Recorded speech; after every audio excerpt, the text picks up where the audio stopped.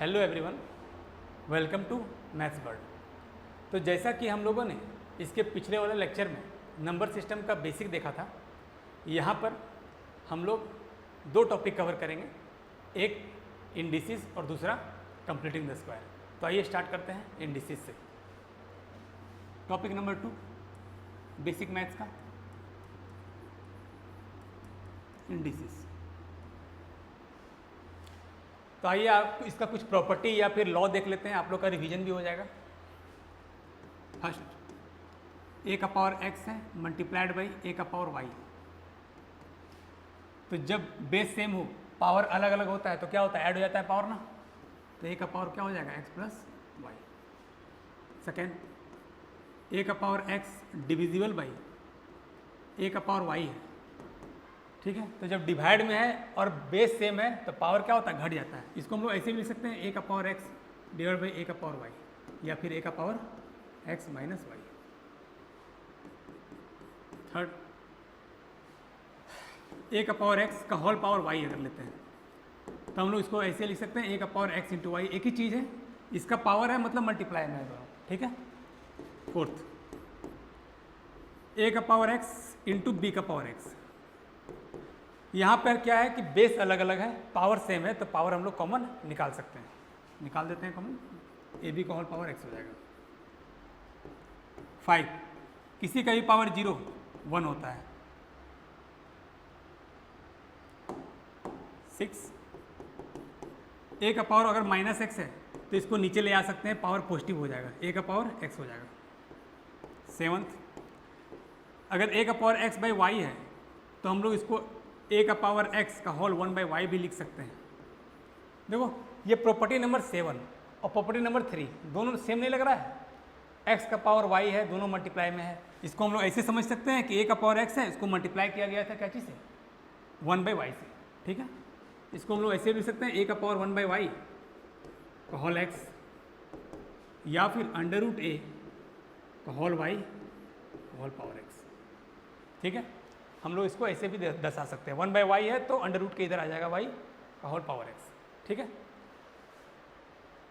कुछ एग्जाम्पल यहीं पे कर लेते हैं बगल में, ताकि आप लोग को याद भी रहे ये सब। जैसे एग्जाम्पल में काम करते हैं, यही देते हैं एग्जाम्पल।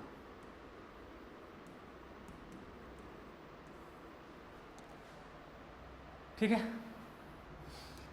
जैसे 2 टाइम्स मान लेते हैं ए का क्यूब है और ए का स्क्वायर है, तो हम लोग क्या लिख सकते हैं, जब बेस सेम है तो क्या होता है, पावर ऐड हो जाता है ना। तो हो जाएगा 2 इंटू ए का पावर क्या हो जाएगा, 3 + 2, यानी 2 इंटू ए का पावर 5 बन जाएगा, सही है। सेकेंड में मान लेते हैं 3 ए का पावर 4 है डिविजिबल बाई 2 ए का स्क्वायर है, तो हम लोग इसको लिख सकते हैं 3/2 ए का पावर 4 - 2, यानी 3/2 ए का स्क्वायर, है ना। ए का पावर एक्स वाई है, इसका कोई एग्जांपल ले लेते हैं, जैसे ए का पावर 3 का होल स्क्वायर, ये कुछ भी नहीं, यही चीज़ है, ए का पावर 3 × 2, यानी ए का पावर 6 ही है ना। फोर्थ प्रॉपर्टी मान लेते हैं ए का पावर 6 है और बी का पावर भी 6 है, तो ए जब बेस सेम होता है, पावर बेस अलग है, पावर सेम है, तो पावर को बाहर निकाल सकते हैं। तो ए बी का पावर क्या हो जाएगा, 6 हो जाएगा, ठीक है। किसी का भी पावर 0 होता है 1 मान लेते हैं, जैसे 2 का पावर 0 क्या हो जाएगा, 1। इसका एग्जाम्पल ये हो गया। ए का पावर -x है तो वो हो जाएगा 1/a का पावर x। इसका कोई एग्जाम्पल ले लेते हैं, जैसे ए का पावर अगर -3 है तो लिख सकते हैं 1/a का पावर 3, कोई दिक्कत नहीं है ना। लास्ट ए का पावर मान लीजिए 3/5 लिखा हुआ है, तो हम लोग इसको ऐसे भी लिख सकते हैं, ए का पावर 3 का होल 1/5,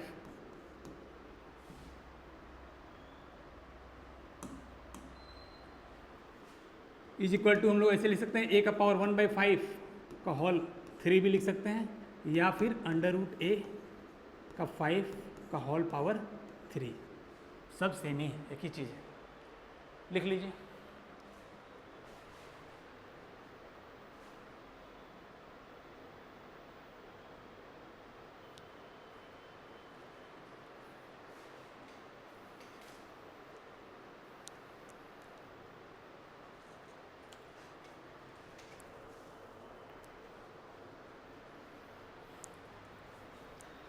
तो आइए इस पर कुछ क्वेश्चन कर लेते हैं।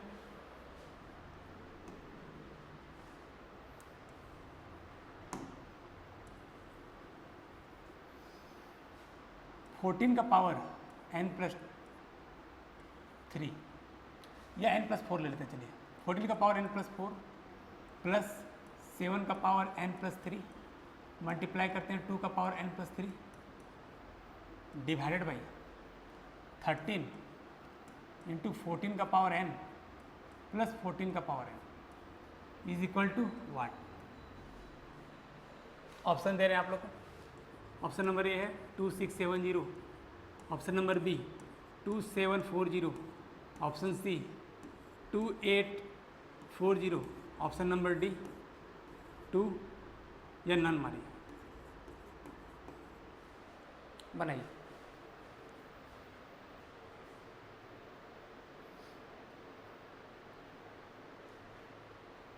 हो गया। आइए चेक कर लेते हैं कितना आंसर आ रहा है आप लोग का। इसको लिख सकते हैं 14 का पावर n+4, ठीक है, प्लस 7। जब बेस अलग अलग हो पावर सेम हो तो क्या होता है, पावर कॉमन निकल जाता है, यानी 7 इंटू 2 का पावर क्या हो जाएगा n+3 डिविजिबल बाई, यहाँ पे कॉमन आ रहा है क्या 14 का पावर n, तो लिख सकते हैं 13+1, ठीक है। और थोड़ा सिंप्लीफाई करते हैं। 14 का पावर n+4 प्लस 7 दूनी 14 यानी 14 का पावर n+3 डिवाइड बाई ये 14 का पावर n और 13+1 होता है 14, तो 14 का पावर n मल्टीप्लाइड बाई 14, तो जब बेस सेम हो तो पावर ऐड हो जाता है ना, तो यहाँ पर लिख सकते हैं हम लोग 14 का पावर क्या n+1, ठीक है।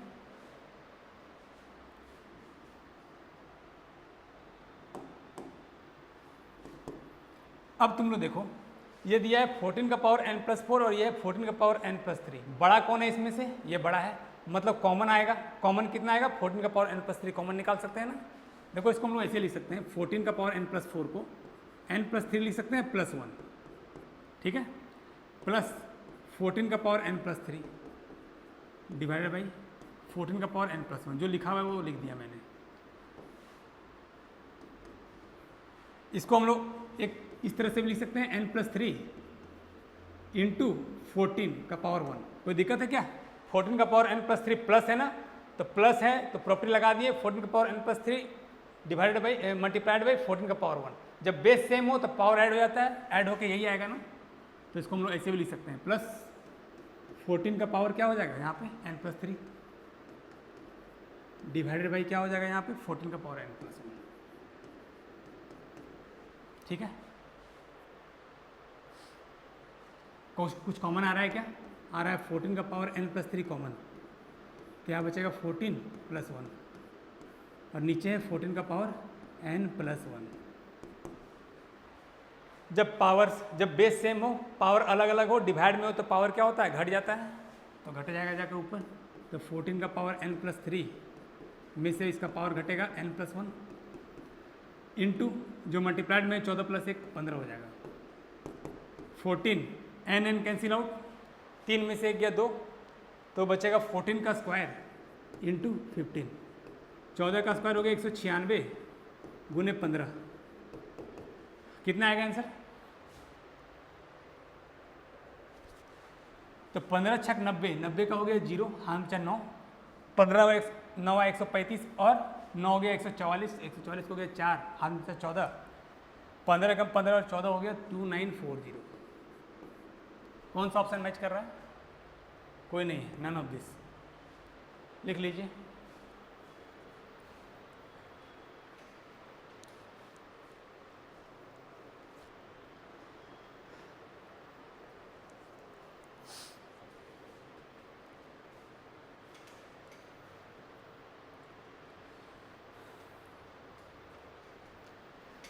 ठीक है, इसको सॉल्व कीजिए। सॉल्व √16 बटा 25 का हॉल 4x - 9, इसका भी हॉल पावर दिया है 3 = 64/125। सॉल्व करना है मतलब x का वैल्यू निकालना है। यहाँ पे जो x है ना, इसका वैल्यू, x का किस वैल्यू पे ये लेफ्ट हैंड साइड जो है राइट हैंड साइड के बराबर हो जाएगा, बताना है। बनाइए।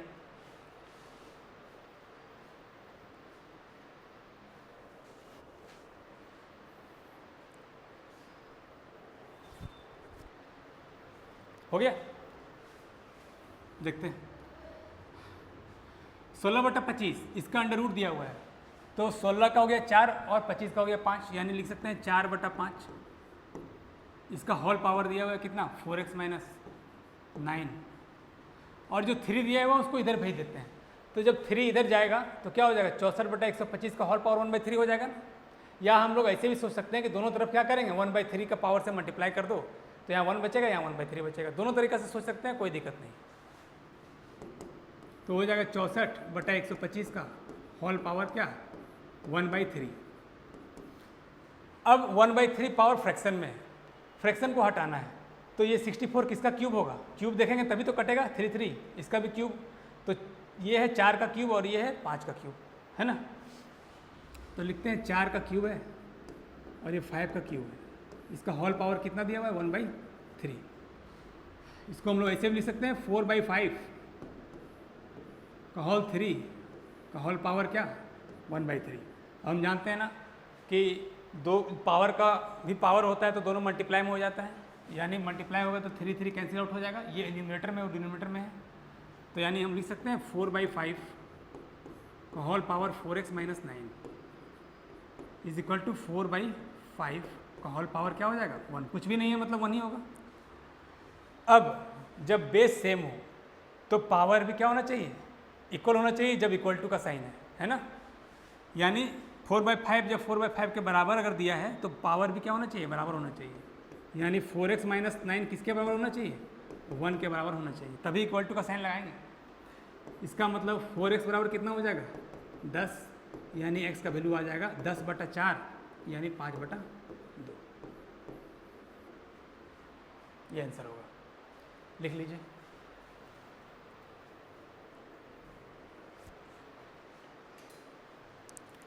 हो गया।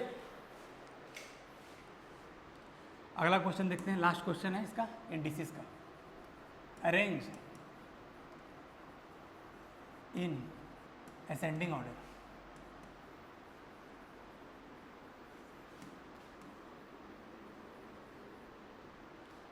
√2, 3√4 और 4√6, इसे हम लोग को अरेंज करना है असेंडिंग ऑर्डर में, ठीक है। अरेंज कीजिए। हो गया, देखते हैं। √2, 2 का पावर 1/2, 4 का पावर 1/3 लिख सकते हैं इसको, और इसको 6 का पावर 1/4 लिख सकते हैं। अगर पावर इंटीजर में होता तो वैल्यू हम लोग आराम से निकाल लेते हैं और हम लोग आराम से इसको अरेंज कर सकते थे असेंडिंग ऑर्डर में, लेकिन चूंकि पावर फ्रैक्शन में है तो हम लोग इसका वैल्यू क्या हो सकता है, निकाल नहीं पा रहे हैं अभी, है ना। तो अगर किसी तरीक़ा से अगर हम कोई ऐसा पावर से मल्टीप्लाई करें सबको कि सबका पावर अगर इंटीजर आ जाए तो हम लोग वैल्यू निकाल सकते हैं, निकाल सकते हैं ना। तो किस पावर से सबको मल्टीप्लाई करेंगे बताइए, क्या लगता है। अब कोई ये मत बोलना कि सर इसका पावर को 2 से मल्टीप्लाई कर दीजिए, इसका 3 से, और इसका पावर 4 से कर दीजिए, तो 4 कैंसिल आउट हो जाएगा, 3 और 2 तो इंटीजर में आ जाएगा, कंपेयर कर लेंगे, गलत हो जाएगा। कंपेयर करने के लिए सेम पावर से सबको मल्टीप्लाई करना होगा। जैसे एग्जांपल देते हैं, 3 ग्रेटर देन अगर 2 है तो 3 का स्क्वायर भी ग्रेटर देन 2 का स्क्वायर होगा, पावर सेम है इसीलिए कंपेयर कर पा रहे हैं। हम लोग ऐसा नहीं बोल सकते हैं कि 3 का स्क्वायर इज ग्रेटर देन 2 का पावर 4, गलती हो जाएगा। पावर अलग अलग डाल रहे हैं, कंपेयर नहीं कर पाएंगे। कंपेयर करने के लिए पावर सेम होना चाहिए, सब जगह सेम पावर देंगे, ठीक है। तो सब जगह सेम पावर, तो ऐसा कौन सा पावर देंगे, तो ऐसा पावर देते हैं ना जो 2 भी उसको काट दे, 3 भी काट दे और 4 भी काट दे, है ना। तो क्या करेंगे, ऐसा कौन सा नंबर होगा कि 2 से भी कट जाएगा, 3 से भी कट जाएगा, 4 से भी कट जाएगा, यानी एलसीएम लेना पड़ेगा। एलसीएम ले लेते हैं। एलसीएम ऑफ क्या, 2, 3, 4, 4 के ही 12, एलसीएम आएगा 12, यानी 12 का पावर से सबको मल्टीप्लाई कर देते हैं। 2 का पावर 1/2 का होल पावर 12 हो जाएगा, 4 का पावर 1/3 का होल पावर 12, 6 का पावर 1/4 का होल पावर 12, ये हो जाएगा 2 का पावर 6 4 का पावर क्या 3 चौके 12 और 6 का क्यूब हो जाएगा। 2 का पावर 6 कितना होता है 64, 4 का पावर 4 यानी 2 का पावर 8, 2 का पावर 8 यानी 256 और 6 का क्यूब यानी 216। अब बताइए देख के कि कौन बड़ा है कौन छोटा है। तो सबसे छोटा तो लग रहा है क्या √2, उससे बड़ा वाला नंबर क्या है 4√6, उससे बड़ा वाला नंबर क्या है 3√4। ठीक है, लिख लीजिए।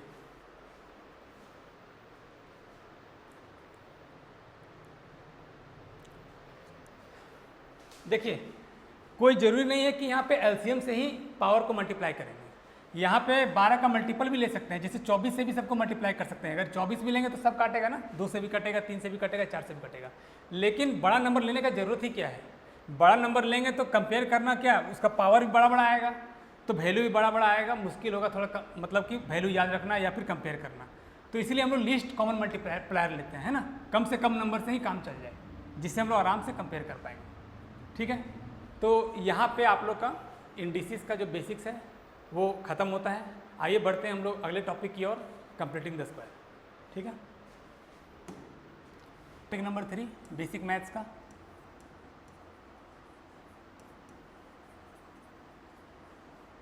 Completing the square.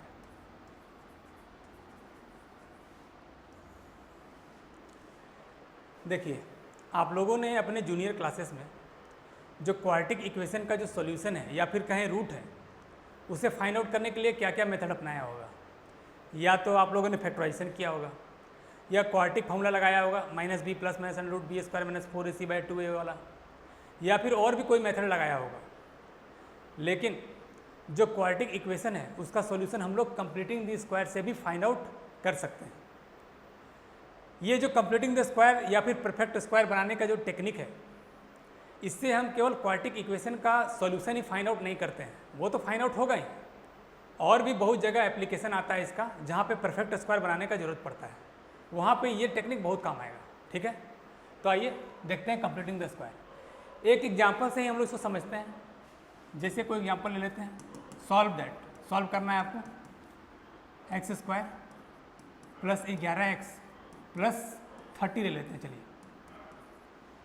आपको इस क्वाड्रेटिक इक्वेशन का रूट निकालना है, निकालिए। निकाल लिया आप लोगों ने, या तो फैक्टराइजेशन किया होगा या फिर क्वाड्रेटिक फॉर्मूला लगाया होगा। हम लोग देखते हैं कंप्लीटिंग द स्क्वायर से इसका रूट कैसे निकलता है। ठीक है, तो देखिए कंप्लीटिंग द स्क्वायर में क्या करते हैं हम लोग, परफेक्ट स्क्वायर बनाने की कोशिश करते हैं। मतलब a + b का होल स्क्वायर बनाने की कोशिश करेंगे, या फिर a - b का होल स्क्वायर बनाने की कोशिश करेंगे। क्या लगता है आपको देख के कि a + b का होल स्क्वायर बनेगा या a - b का होल स्क्वायर बनेगा? a + b का होल स्क्वायर बनेगा ना, क्यों? क्योंकि x का जो कोफिशिएंट वो क्या है, पॉजिटिव है, तो पक्का a + b का होल स्क्वायर बनने वाला है। ठीक है, देखते हैं कैसे बनेगा।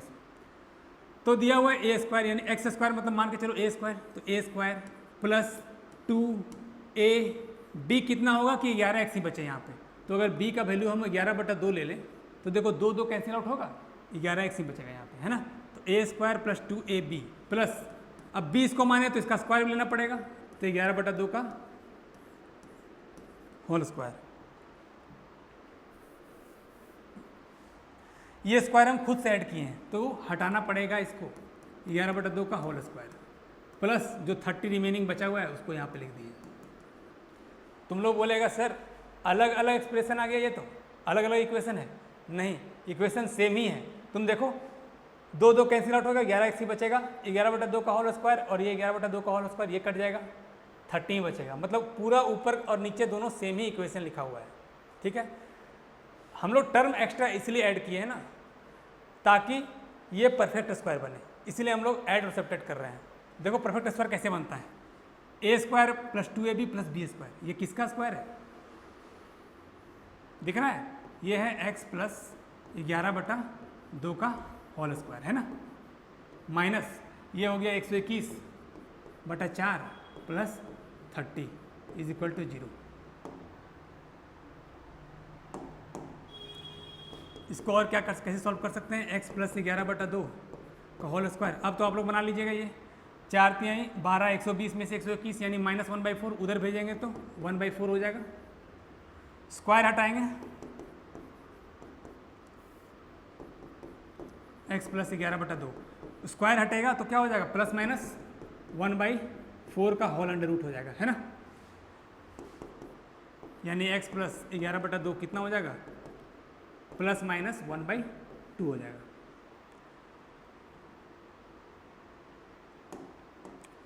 यानी x का 2 वैल्यू आएगा, x का 2 वैल्यू आएगा, एक आएगा प्लस माइनस 1/2 माइनस 11/2, तो यहाँ से 2 वैल्यू निकाल सकते हैं हम लोग। एक बार प्लस अगर लेके चलेंगे तो प्लस 1 माइनस 11 यानी -10/2 यानी -5 आएगा इसका वैल्यू, और एक बार माइनस हाफ लेके चलेंगे तो -12/2 यानी -6। तो मेरा यहाँ पे x का 2 वैल्यू आया, आना भी चाहिए था क्योंकि ये क्वाड्रेटिक इक्वेशन है। आप लोग फैक्टराइजेशन करके देखिए या फिर क्वाड्रेटिक फॉर्मूला लगा के देखिए, सेम आंसर आएगा, ठीक है। या फिर आप लोग इसी को पुट कर लीजिए ना, -5 को पुट करके देखिए आंसर सेटिस्फाई करेगा, -6 को पुट करके देखिए x का वैल्यू तो सेटिस्फाई करना चाहिए, ठीक है। लिख लीजिए।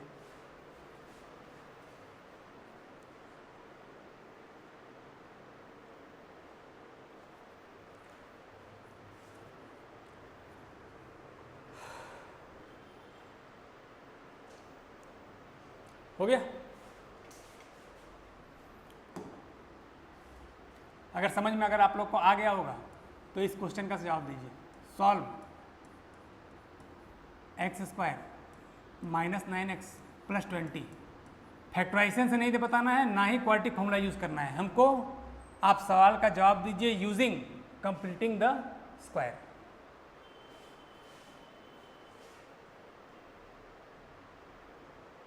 हो गया। आइए देखते हैं।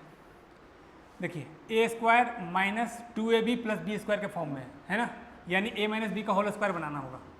तो a² -2ab यहाँ पे कितना रखेंगे कि 9x ही बचेगा।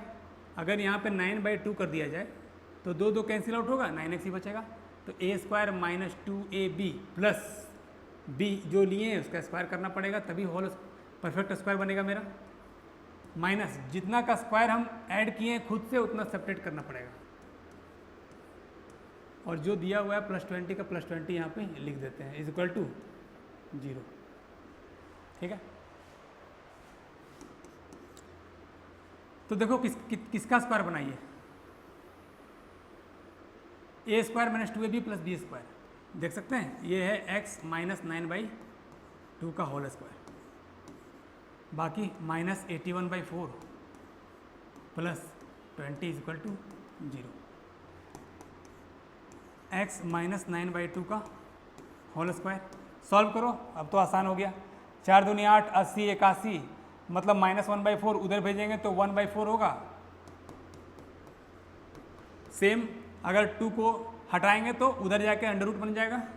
x -9/2 = प्लस माइनस हो जाएगा √1/4।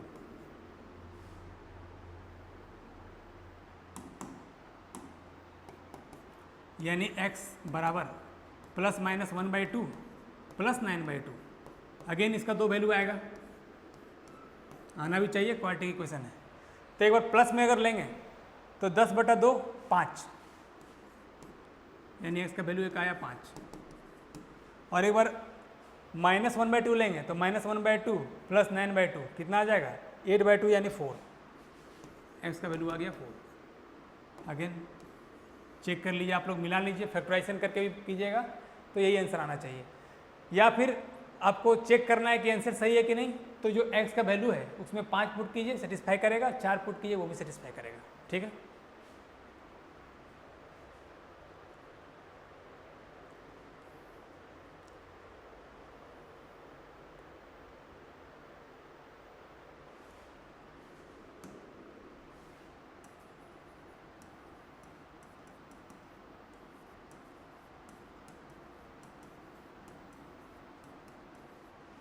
इसको बनाइए।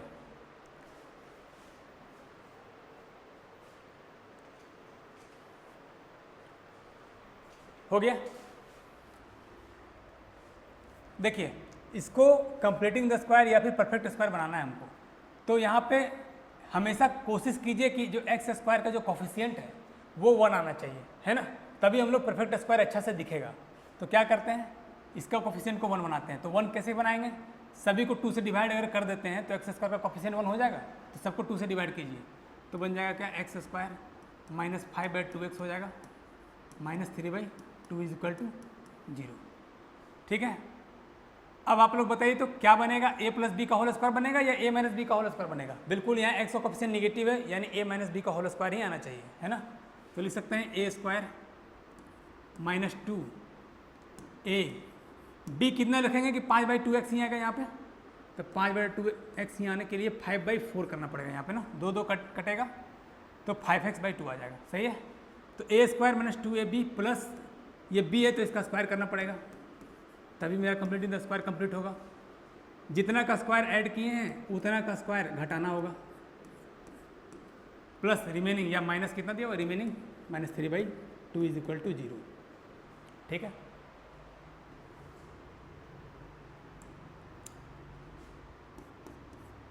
इसको लिख सकते हैं x माइनस, ये किसका स्क्वायर है,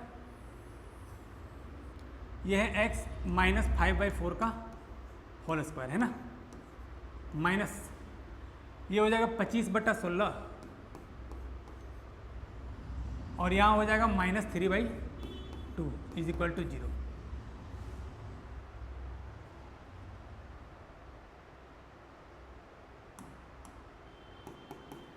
अब तो आप लोग सॉल्व कर ही लीजिएगा।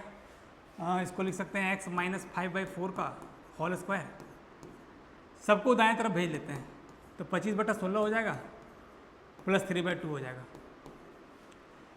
ध्यान दीजिए यहाँ पे कोई ज़रूरत नहीं है एलसीएम लेना है और इधर उधर मल्टीप्लाई करने का। क्या कीजिए, बेस को सेम कर लीजिए, आराम से ऊपर भी ऐड हो जाएगा। तो यहाँ बेस 16 है, यहाँ बेस 16 बनाने के लिए क्या करना पड़ेगा, 8 से मल्टीप्लाई करना होगा। तो 8 से यहाँ मल्टीप्लाई किए हैं तो ऊपर ही मल्टीप्लाई कीजिए, 8 कैंसिल आउट हो जाएगा, 3/2 ही तो बचेगा। मगर देखिए 8 से मल्टीप्लाई करने पर क्या हुआ, यहाँ 16 हो गया, यहाँ भी 16 हो गया। तो इसको ऐसे लिख सकते हैं 25/16 प्लस 24/16। अब बेस सेम हो गया, एलसीएम लेना आसान है। तो 25-24 कितना हो जाएगा, 49। तो 49/16 आ गया, है कि नहीं। तो x माइनस 5/4 का होल स्क्वायर हो गया 49/16। तो x का वैल्यू निकालना है।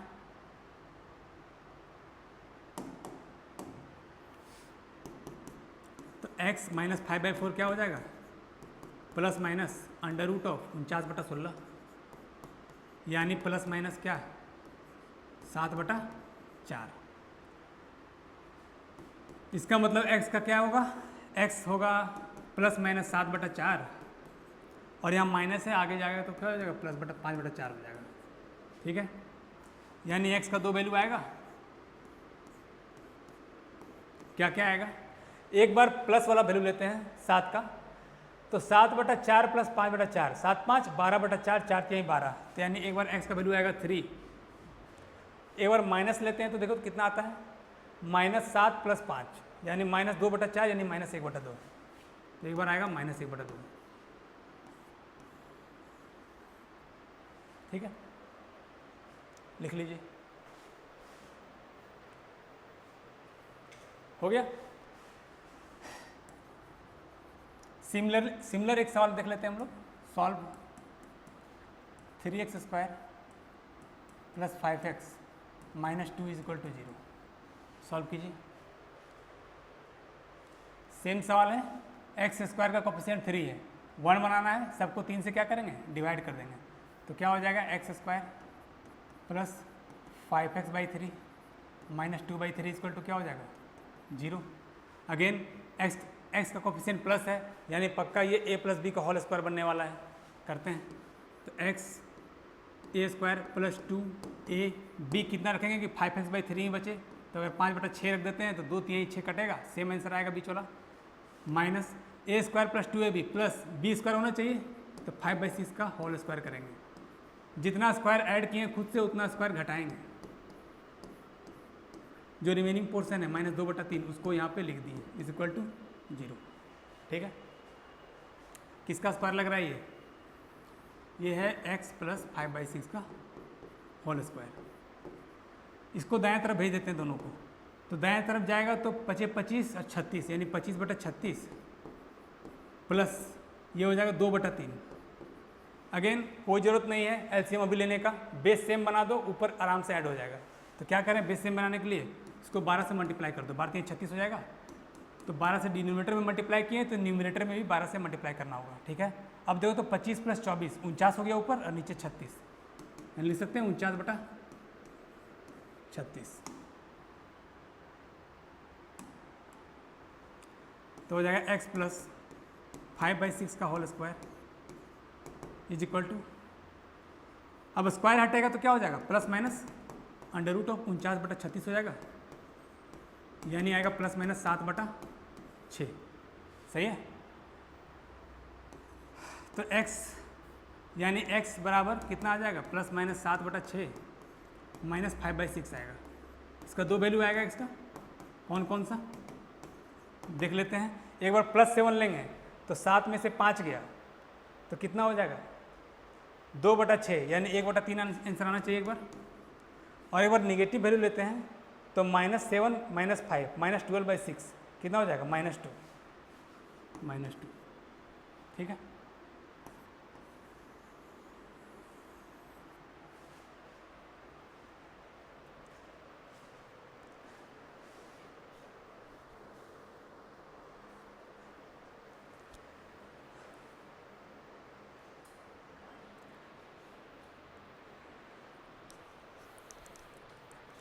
आइए एक लास्ट क्वेश्चन देख लेते हैं इस पर।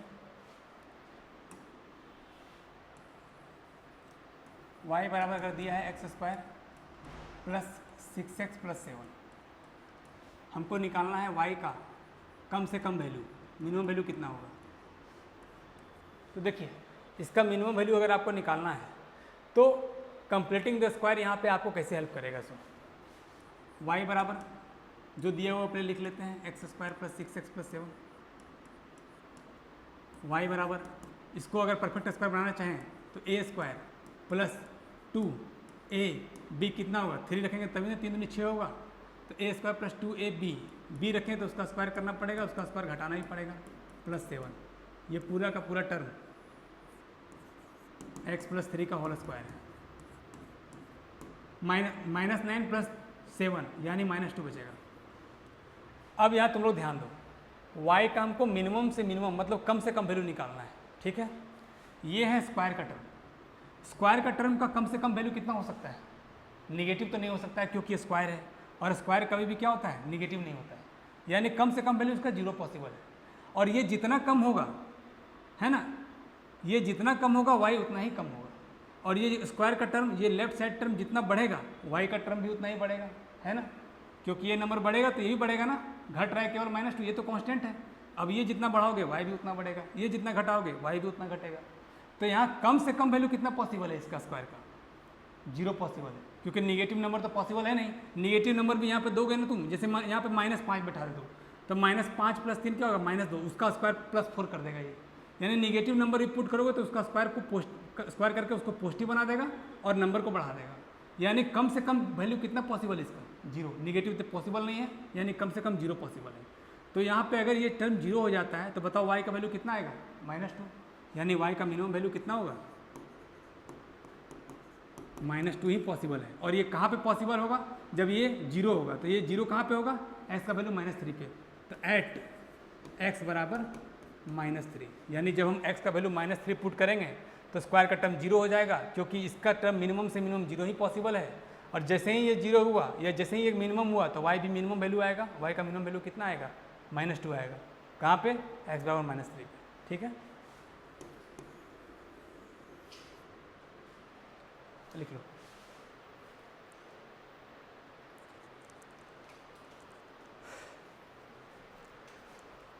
तो इसी के साथ हम लोग का इंडिसिस और कंप्लीटिंग द स्क्वायर का जो बेसिक है वो यहाँ पे ख़त्म होता है। हम लोग का जो आने वाला टॉपिक है उसका नाम है सेट्स। तो मिलते हैं अगले लेक्चर में।